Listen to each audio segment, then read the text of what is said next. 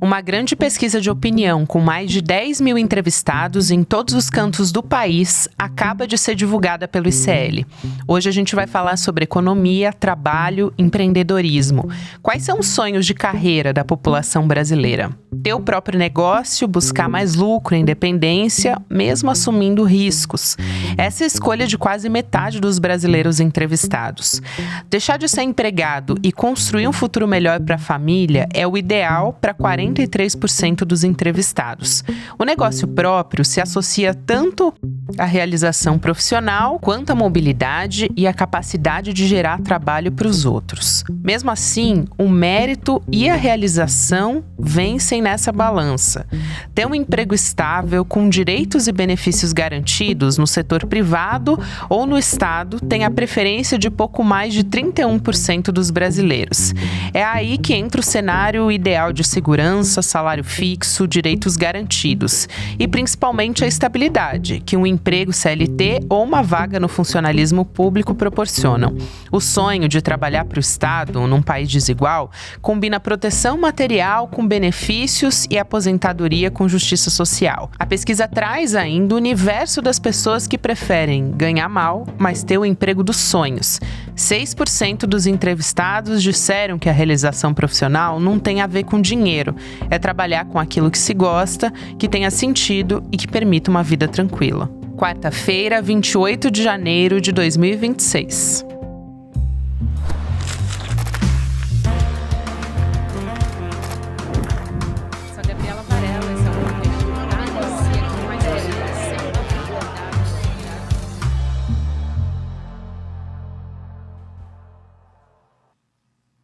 Olá, seja muito bem-vindo, seja muito bem-vinda. Eu sou a Gabriela Varela, está começando mais um videocast em detalhes. Aqui de segunda a sexta-feira a gente analisa uma temática, uma notícia importante do momento. Nessa semana a gente está comentando, trazendo os dados da pesquisa do ICL sobre como pensam os brasileiros. Hoje focando em empreendedorismo, mas não só, também questões sociais, educação. A minha convidada é a Tati Cruz, que é especialista em empreendedorismo. Tati, é um prazer te receber, bem-vinda. Prazer, Gabi. Tô super feliz de estar aqui. Obrigada pelo Também, convite. Tô feliz pelo convite e acho que vai ser um papo super gostoso. Com certeza. Tati, eu quero trazer a pergunta principal que apareceu nesse setor, vamos dizer, nesse nicho de empreendedorismo dentro da pesquisa. Tem vários dados que são interessantes de analisar, mas eu vou começar por esse porque acho que é mais abrangente. São 43% dos brasileiros que têm o cenário profissional dos seus sonhos vinculado a ter um negócio próprio para buscar lucro e independência também. Então, essa é a pergunta da pesquisa que os entrevistados responderam e que é essa mais abrangente. 31% querem um emprego estável, como um concurso público, por exemplo. 11% dizem querer trabalhar para alguém que pague bem, sem precisar correr risco no negócio. Então, para dar esse primeiro panorama, vamos dizer assim, como é que você está lendo esse cenário a partir dessas respostas? Se a gente pegar, acho que o número maior que são 43%, né, dos que sonham em empreender. Isso. A gente vai pegar um recorte, que é o público periférico, que não consegue ver no hoje uma opção de futuro num trabalho formal. Então, assim, a realidade que ele vê com a precarização que ele tem, ou pejotização, jornada muito extensa de trabalho, ou a questão também de transporte, que acaba tomando muito do tempo. Quando a gente pega esse público, e aí a gente vai fazer um recorte para o público mais jovem também, ele olha para uma questão de oportunidade dele olhar e fala assim, mas não é essa a realidade que eu quero para minha vida. O que eu posso fazer para mudar ou para tentar fazer alguma coisa? Então, a gente tem o jovem olhando para aquele caminho onde sempre falaram para ele, você precisa estudar para ser alguém, para conquistar alguma coisa. Do outro lado, tem um outro lado falando, você não precisa estudar, você precisa empreender, você precisa fazer alguma coisa. Então, ele tem esse senso de urgência de tentar ajudar ou fazer algo dentro de casa. E a gente tem um outro olhar também, que é de sobrevivência. Então, desde que o mundo é mundo, a gente tem esse empreendedorismo de sobrevivência dentro dos territórios periféricos, porque a pessoa precisa se virar nos 30. Então, ela vai ser manicure, ela vai ter a lojinha dela, ela vai fazer comida para poder vender para vizinha, vai fazer docinho para festa. Então, é uma forma de empreender, né? Mesmo que por sobrevivência. Claro. E acontece nessa questão mais de assim, como que eu tenho controle do hoje?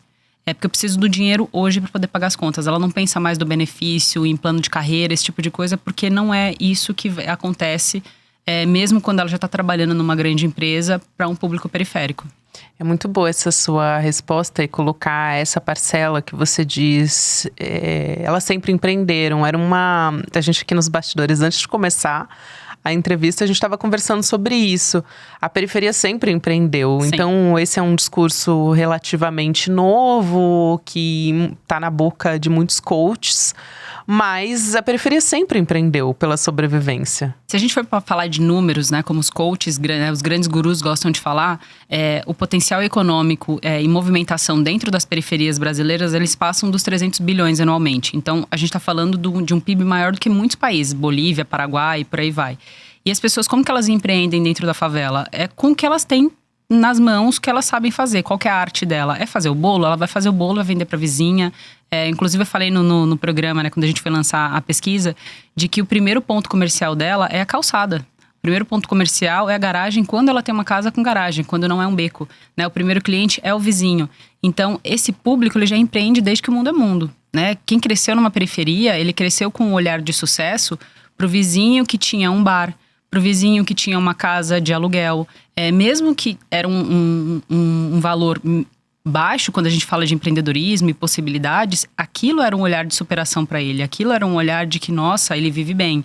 Então, desde que o mundo é mundo, a periferia ela já empreende e ela já se vira, né, dentro da realidade dela e dos fazeres que ela consegue desenvolver. Com certeza. E eu quero trazer também uma outra questão aqui, porque quando se olha para análise qualitativa, aí você tem um pouco sobre a opinião das pessoas, o que elas acreditam a partir do que elas responderam. Então, o sonho de empreender no Brasil está muito ligado à ideia de não ser marionete e uma busca por liberdade. E é muito interessante porque é um desejo de autonomia num cenário em que o risco é bastante alto. Eu me lembrei do momento bastante recente que houve uma proliferação de notícia falsa ligada à pejotização, porque esse assunto estava sendo discutido no Congresso Nacional naquele momento, né? Então, muitos vídeos de influenciadores, de políticos da extrema-direita, com recortes, falando sobre essa independência, ao mesmo tempo que não falavam, por exemplo, sobre a perda de 13º, de férias, enfim, e focando em melhor relação de trabalho, possibilidade de flexibilidade, né, uma modernidade, uma suposta modernidade, e omitindo essas outras questões. A FGTS também, foi algo que eu não citei aqui, mas que vem com a pejotização.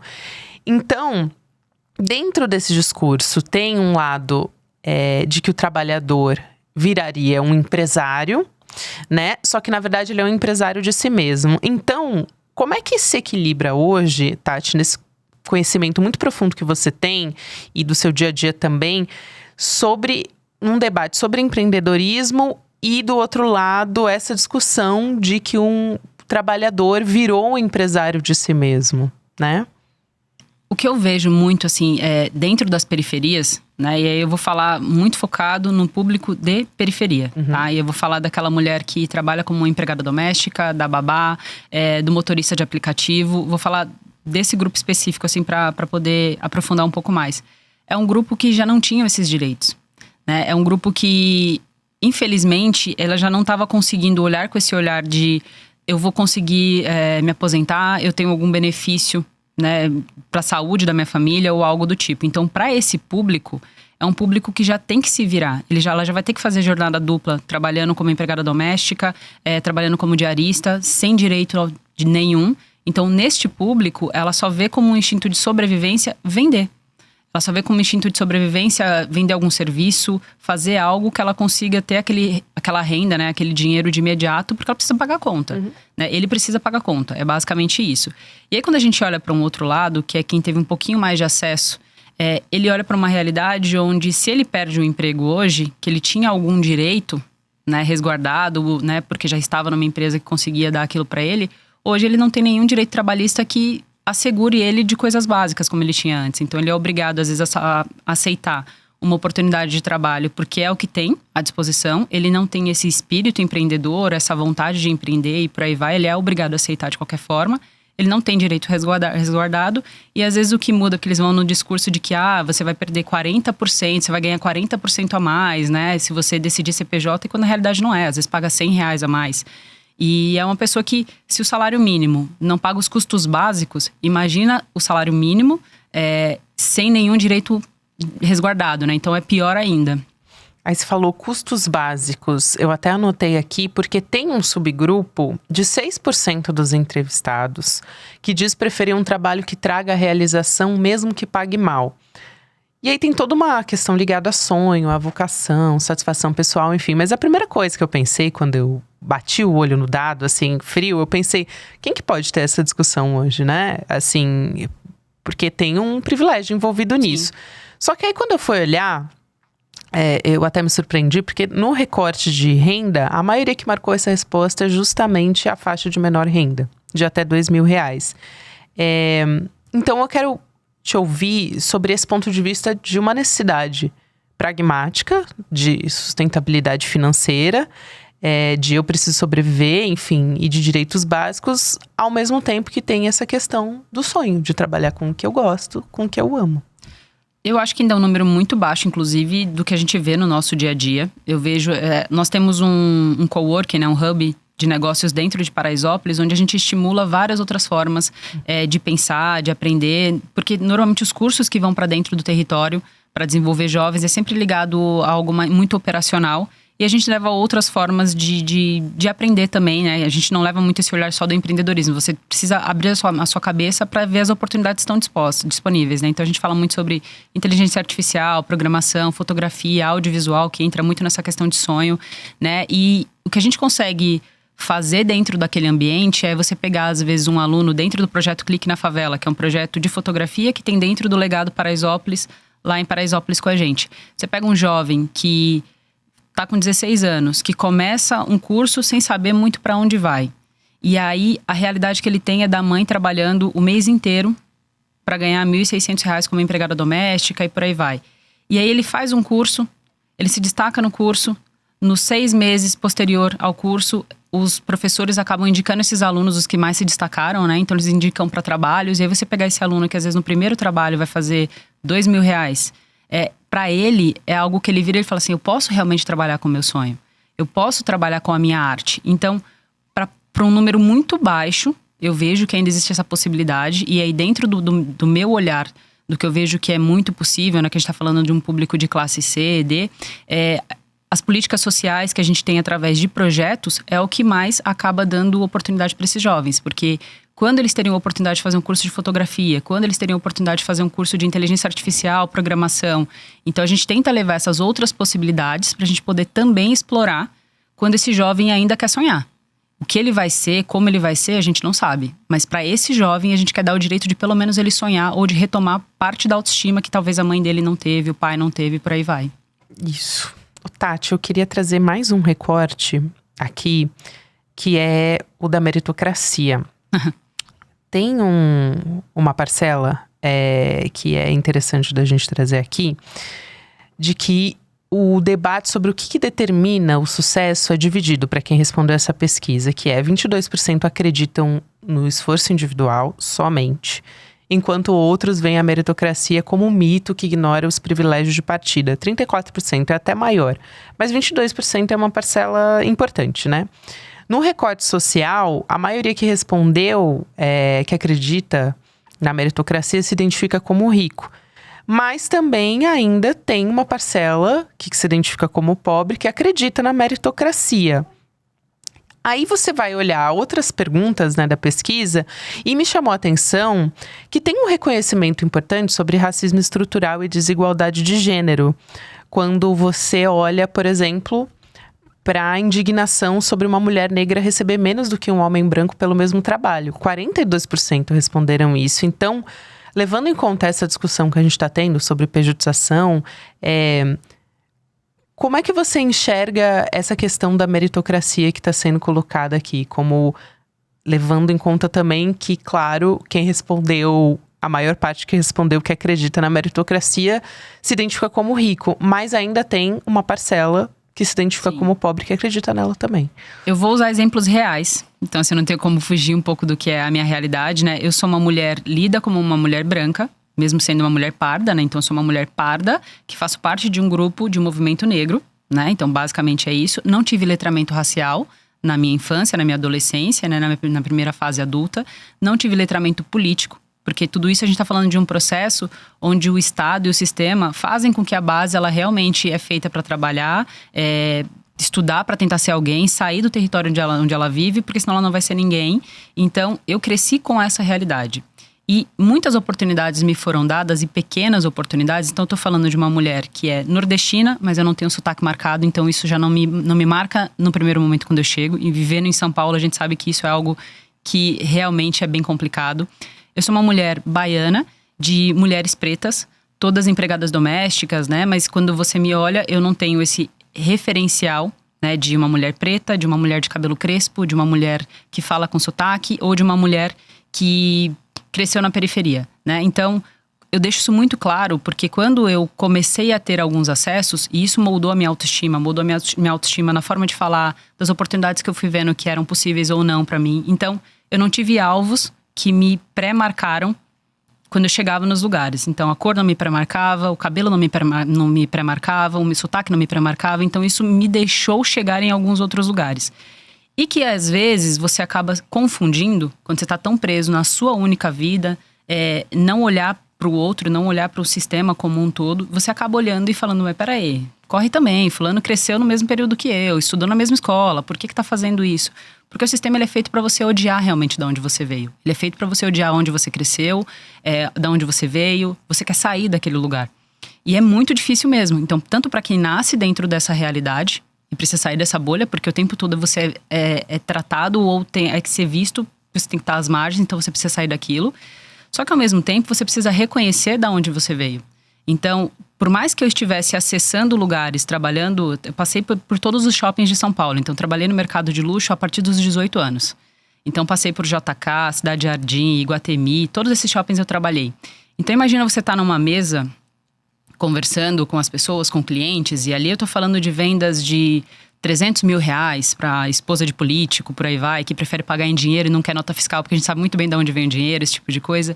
E às vezes você tá com essas pessoas que pagam o seu salário, que te dá uma qualidade de vida que teoricamente, né, que você tá vivendo bem, mas na realidade não tá, que você tá naquele ciclo que gastando muito mais do que você vive e não consegue evoluir. E essas pessoas começam a falar de uma realidade que é sua. Começa a falar mal da empregada, que você lembra que foi a sua mãe. Você lembra que a sua mãe, ela não tinha tempo para poder cuidar de você, para ficar com você em casa. E a sua mãe dependia de projetos sociais para deixar você, pelo menos, resguardado em algum momento enquanto ela estava trabalhando para aquela família. Enquanto aquela sua mãe ainda acreditava que, peraí, eu faço parte disso também, eles me tratam como da família. E aí você vê que no off, o quanto eles falam mal, o quanto eles agridem aquelas pessoas que estão ali só trabalhando e desenvolvendo um pouco do melhor. Então, independente de eu não ter um alvo para me marcar quando eu chego nesses lugares, eu ainda pertenço àquele lugar de alvo. Então, é muito difícil, quem cresceu numa periferia, conseguir furar a bolha. E a minha estratégia é de que cada porta que eu passo, se eu abro um pouquinho, eu abro um pouquinho mais para levar alguém comigo. Então, eu não tenho um rosto que me marca, meu filho não tem um rosto que marca ele, mas eu tenho a minha família que é marcada. Eu tenho os meus amigos que me marcam, é com eles que eu aprendo. Então, meu referencial de empreendedorismo, de conhecimento, de estudo, de tudo que eu faço pra minha vida, são dos meus, são de quem eu tenho do meu lado. E quando a gente vê esse discurso de meritocracia de outras pessoas, a gente fala, peraí, vamos olhar o recorte de verdade? Sabe como é que acontece na realidade? A gente tá falando de jovens agora, que acabou de acontecer aquela barbaridade, né, aquela crueldade com um cachorro em Florianópolis. A gente tá falando de jovens cheios de acessos, de jovens que cometeram pré-psicopatas, cometeram o que cometeram, e que 2 foram, os pais mandaram pra Disney. Isso. Enquanto tá resolvendo aqui, você vai pra Disney. Aí a gente tá falando de um menino periférico, que estuda, que lê, que tem notas altas, que a mãe se vira nos 30 pra conseguir dar uma realidade pra aquele menino que tá dentro da periferia, e que às vezes a mãe tá trabalhando, sai pra trabalhar, deixa às vezes uma câmera, junta todo o dinheiro do mês pra deixar uma câmera e tentar monitorar o filho dentro de casa, ajudar, ligar, não sei o quê. E ela vê a polícia invadindo a casa. E revirando e fazendo perguntas às vezes pros filhos que são extremamente agressivas. Esse menino não tem o direito de ir pra escola e voltar da escola.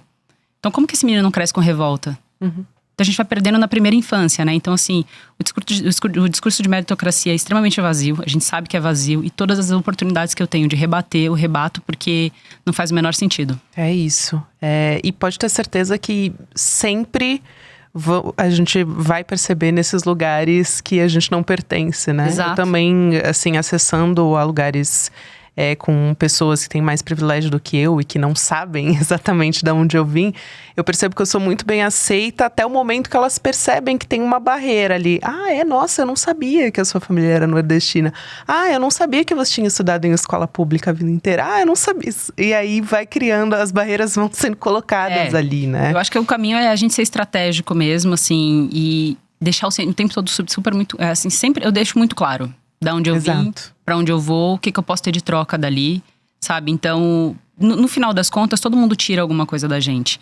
E é muito do que a gente trabalha dentro de Paraisópolis, eu e os nossos amigos ali empreendedores. A gente tem o Danilo Bill, que é um professor daqui do ICL também. O quanto as pessoas chegam na gente, pessoas estudadas, pessoas com acesso, pessoas que viajaram o mundo, estudaram nas melhores escolas e que vêm com um discurso de inclusão pra gente também. E essas pessoas vêm, conversam, sugam da gente o nosso conhecer, o nosso saber, a nossa indignação. Elas pegam algumas palavras-chave, porque não conseguem nem pegar as nossas dores, porque realmente elas são muito únicas, só de quem viveu. E aí essas pessoas, elas simplesmente viram as costas por qualquer motivo. E aí você vê essas pessoas indo discursar em grandes eventos, em grandes fóruns mundiais. E aí fazendo seus nomes em cima disso. Então eu acho que quando a gente está nesses ambientes, a gente tem que ser estratégico de quanto a gente abriu de porta e que a gente leva. E do que essa pessoa está sugando da gente, o que a gente tira dessa pessoa também. É sempre troca. E se a gente não tiver essa consciência de que alguma coisa essa pessoa tem que deixar pra gente também, aí a gente virou produto. E se virou produto, não vale a pena, né? Então é muito disso que a gente olha e tentando ser estratégico o tempo todo. Perfeito. Eu acho que é isso. E quando você fala de discurso, eu penso muito nas figuras dos coaches também, já que a gente tá falando de meritocracia, porque tem um crescimento absurdo em rede social desse discurso, que é um discurso fácil, tanto que está sendo levado para a política também. A gente está com um período eleitoral batendo na porta. E candidatos que estão apoiados nesse discurso também, do empreendedorismo, do sucesso individual, numa suposta mudança de mentalidade. É só você mudar a sua mentalidade que você consegue ter acesso a tudo isso também, a esse mundo que é muito melhor, que dá acesso, enfim, ao capitalismo, né? Sim. Então, quanto que você acha que esse discurso de autoajuda empresarial, ele está individualizando esses problemas que a gente está conversando aqui, que são problemas que são sistêmicos, são coletivos, estruturais também? Exato, né? Eu, por estar muito nesse ambiente, e aí eu tenho as minhas convicções também, né? Eu estudo muito neurociência, estudo muito física quântica, tudo que eles acabam pegando também, às vezes com um viés de transformação, e eles apelam também um pouco para isso. E aí, muito do que eu olho em todos esses discursos é justamente isso. Assim, eles não olham um sistema, eles não olham um grupo e eles não olham um todo. Eles começam a falar como um indivíduo. Porque como indivíduo, é fácil você atacar uma pessoa, que você vai pegar no ego daquela pessoa, que ela precisa transformar a vida dela. Ninguém quer passar por uma realidade de sobrevivência de ter que ir para uma fila, tentar uma cesta básica para alimentar a família. E quando essa pessoa vai até uma fila, é porque ela ainda assim conseguiu engolir parte do ego dela. Porque você imagina uma pessoa, um pai de família, um arrimo de família, uma mãe que trabalhou, que sempre teve ali como se virar nos 30 para poder manter a base da família. E em algum momento ela precisa recorrer a uma cesta básica. Ela precisa recorrer a alguma iniciativa assistencial dentro do bairro dela, onde ela escancara que ela precisa de ajuda. Então é muito difícil para quem cresce dentro desse território, para quem vive essa realidade. E aí eu tô falando de uma realidade nacional. Em várias outras favelas, outras comunidades, a gente vai ver isso acontecer também. Então a pessoa ela não quer passar mais por isso, ela não quer que o filho passe por aquilo. Então, os coachings, eu acho que eles acabam se aproveitando muito disso, porque no final das contas o discurso é vazio só para vender curso mesmo, para vender essa ideia de prosperidade, de mudança, mas que tipo de prosperidade que a gente está falando? Uma prosperidade só de compra, de poder de compra, não é prosperidade, né? Então, o que eu tento sempre nesse meu olhar como empreendedora, nos lugares que eu acesso, para as pessoas que confiam ou acreditam um pouco mais na minha forma de falar ou no trabalho que a gente executa, é justamente isso. Prosperidade não é poder de compra. Prosperidade é dignidade. Prosperidade é você conseguir ter um tempo a mais com a sua família. Prosperidade é você conseguir abrir um pouco a sua mente para o que você pode desenvolver ou não. Prosperidade é você conseguir ter tempo com a sua família. Eu acho que tem um dado da pesquisa que eu quero trazer aqui, porque tem tudo a ver com o que a gente está falando, que é uma sobre visão de mundo. 42% acreditam que a esquerda quer sustentar vagabundos e que a direita promove empreendedorismo, modernidade, eficiência. 38% acreditam que a esquerda mira o futuro e o bem-estar da população, enquanto a direita protege os ricos e explora os pobres. Tem uma parcela ali, 42%, que se construiu essa imagem de que a esquerda é contra o empreendedorismo, né? Contra a modernidade. E de onde vem isso? Acho que está muito atrelado também a essa proliferação, né? Sim. Desse discurso que está na política, que está nos coaches, enfim, que está nas redes sociais também. E o que eu acho que é uma extrema burrice, vou falar dessa forma, da esquerda, dela não se apropriar, né, desse pequeno grupo, né? Quando a gente fala sobre resistência, quando a gente fala de resistência, transformação, revolução, a gente fala de uma pauta que ela é muito ligada à esquerda, embora a direita também está pegando esse discurso de ódio muito forte, que é uma ligada à revolução, porque a revolução pode ser dos dois lados. Então eu acho que a esquerda ela não consegue se apropriar e não consegue trabalhar essa pauta de desenvolvimento. E assim, é uma pauta que é primordial, porque quando a gente fala de acesso, quando a gente fala de geração de renda, quando a gente fala de geração de oportunidade, a gente está falando de uma ponte de desenvolvimento. E se a gente ajudar uma base, que é uma base importantíssima, né? De novo, a gente está falando de um potencial econômico dentro das favelas de 300 bilhões. E elas já estão produzindo arte, cultura, enfim, moda e por aí vai. Se a gente consegue ajudar essa base a minimamente ter um pouco mais de segurança, e é uma base que entende de políticas sociais. Eu falei aqui sobre empreendedorismo, eu falei sobre números, mas eu falei o quanto uma base assistencial ela foi importante para minha família. Então, eu acho que a esquerda ela não consegue, ou ela não fez questão de pegar essa narrativa para ela. E aí a direita, ela faz isso muito bem através de fake news, como uma política de ação. Porque quando a gente fala dos dois lados, a esquerda ela sempre usa num discurso muito de gestão. De base, de gestão, e aí é uma coisa que sempre fica muito pra frente, e vai mudar muita estrutura, e é sempre aquela coisa de conchavos e de acordos, e quem tá na base, ela precisa de uma política de urgência. E aí a direita, não tô dizendo que ela faz, mas ela, por fake news ou não, ela consegue vender muito bem esse discurso de uma forma simplista, de uma forma que ela consegue falar, e esse cara que tá no Uber, ele entende. Não adianta a gente vir num extremamente politizado, que as pessoas não têm nem tempo para serem politizadas. Então a direita ela pega muito bem todos os discursos, todas as pautas, sendo delas ou não, e vende como essa política de ação sendo delas. Tati, eu quero muito te agradecer e principalmente esse final, acho que tem um potencial de disputa, de exploração nessas eleições que a gente precisa enxergar. Acho que está num caminho, olhando para o fim da escala 6x1, que é uma bandeira que está sendo levantada agora. Então eu espero que essa conversa também seja um espaço para isso. Obrigada por ter vindo aqui. Eu que agradeço, né? Que a gente discuta muito mais, que a gente consiga ter algum impacto, e que a gente consiga, de certa forma, ter uma realidade política menos frustrante nesse ano, né? E que a gente consiga ver algum processo de transformação. É isso que eu espero também. Obrigada. De nada. Até mais. Obrigada. Esse recorte é da pesquisa que foi encomendada pelo ICL Notícias com exclusividade para a nossa revista Liberta, que é semanal, a revista digital do ICL, e vai trazer análises como essa que você acompanhou aqui no Em Detalhes. Vão ter especialistas que vão analisar todos esses dados que foram lançados. Já falamos de segurança pública, já falamos também sobre justiça social, hoje sobre empreendedorismo. Então vai lá em icl.com.br/revista, assine, que está valendo muito a pena. A gente continua na nossa programação, você agora vai acessar o Mercado Investimentos com a Débora Maganha aqui na nossa programação ao vivo. Depois tem o Rolê ICL e você pode acompanhar o Em Detalhes em qualquer momento do seu dia nas plataformas de áudio. Tem conteúdo novo de segunda a sexta. Até amanhã.